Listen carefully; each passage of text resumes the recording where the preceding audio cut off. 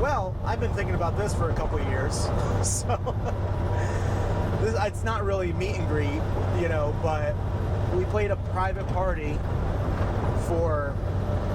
It's funny because the people that are going to listen to this, They know. and They know exactly who they are. Yeah. They were there. They know who they are, and this is, you know, this has never really seen the light of day.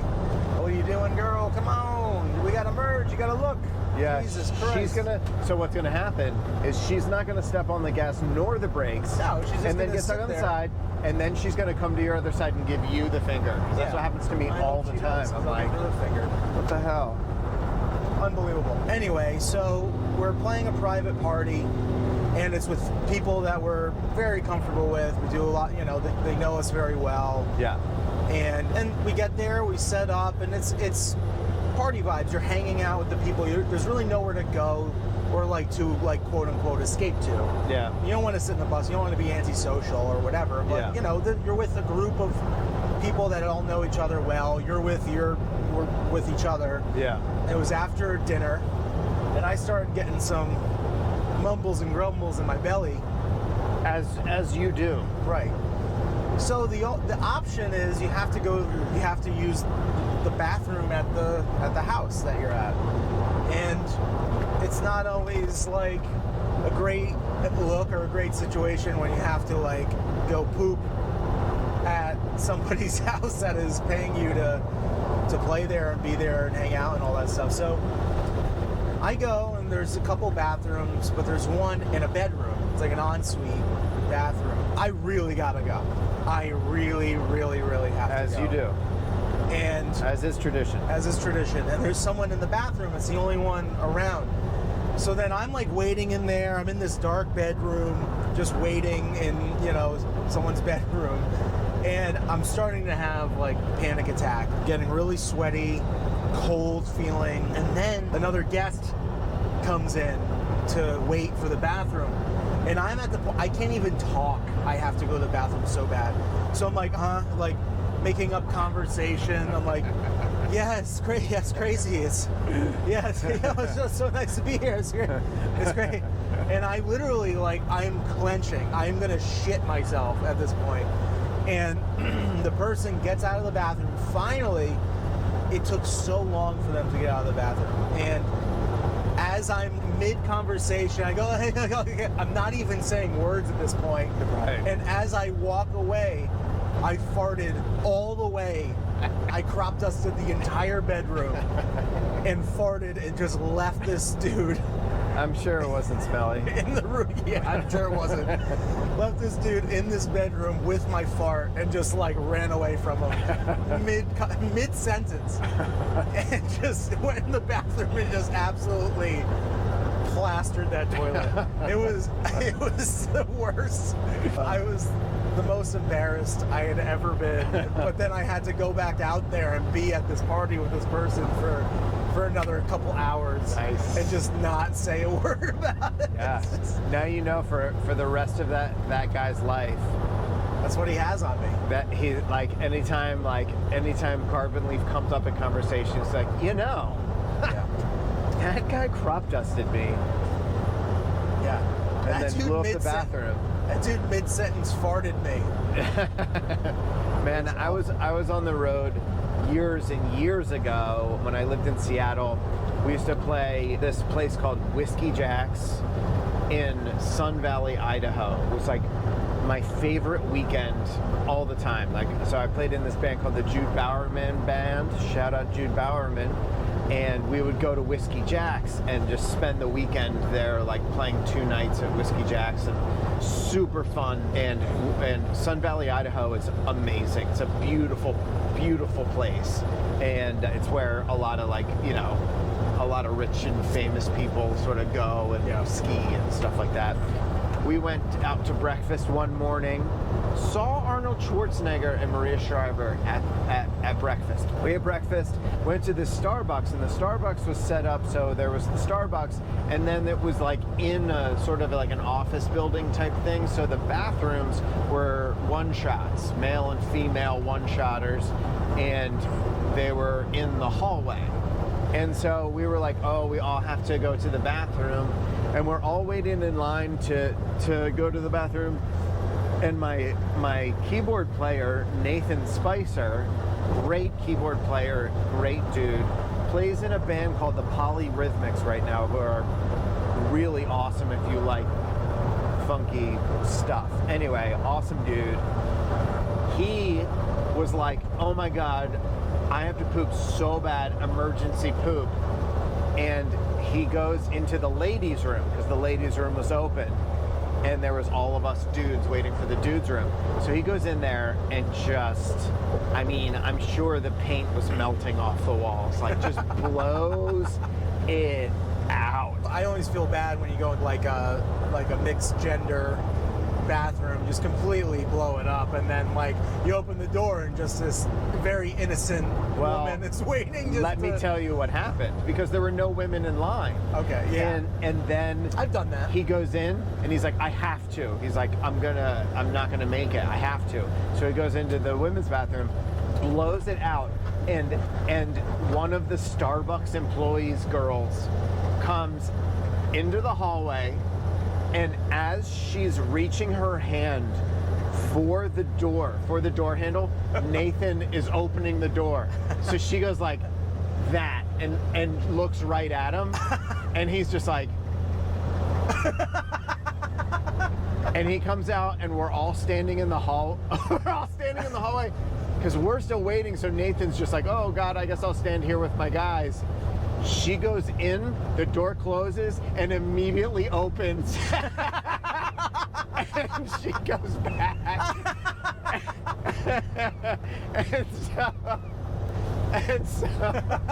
So Nathan's like, oh God. I'd rather piss myself than be in this room. And then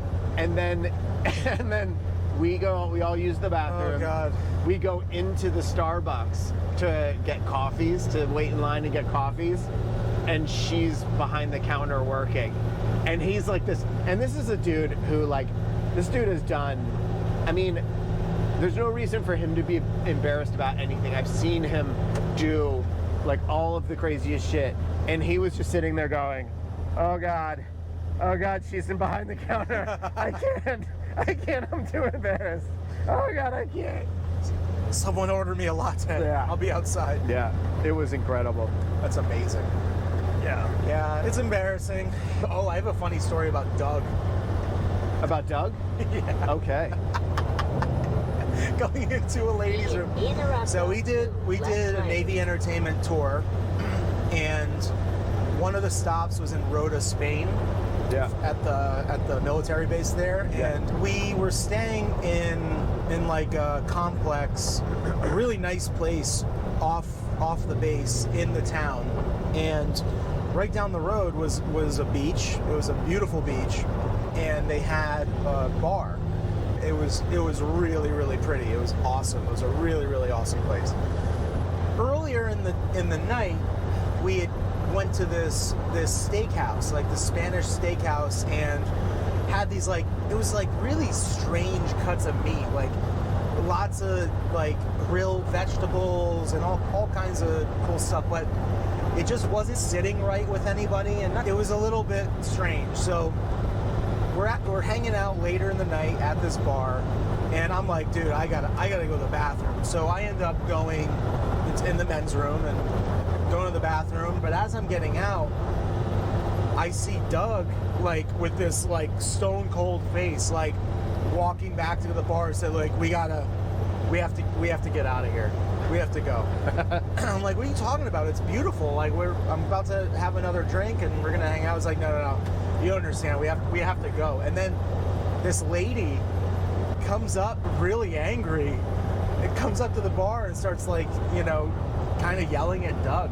Because I guess Doug went into the woman's room because he really, really had to go. Or he misread the stall sign or something like that.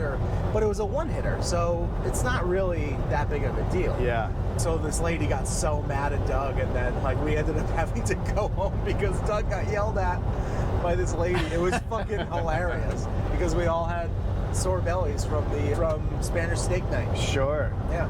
I'm sure that Doug being He was mortified. such a nice, sweet guy, he must have been so mortified. Completely mortified. Oh my I'd never God. seen Doug like that. Like, I need to be out of here now. Yeah. You know. I used to I don't know. I used to like not want to poop in public places and Me too, yeah. and all that. And the thing that made me like really change my mind is I was playing, I think probably with the Jude Bowerman band somewhere, and it was like just a dingy rock club. And they only had they had like one urinal, one toilet, but rock clubs will often, because it's just like people just go and make a mess and they don't want to deal with it, so they'll often discourage people by taking the seats off of them or Take the door off. take the door off. So all this was a toilet. It had sort of a small wall separating it from the urinal, but not much. Like everything was out in the open, right? Yeah. So like you couldn't, if you were sitting on the toilet, you couldn't peep over and see the wiener of the dude peeing in the urinal, but you could see like that someone was there. Yeah, You know what I mean? So we were in there, and I just peed. Hey, bud, what you working with? Yeah, seriously. Nice piece. But I was in there, I was washing my hands, and there were two other dudes in there sort of waiting to pee. And this older guy, like old, came in and was like, "Out of my way, boys."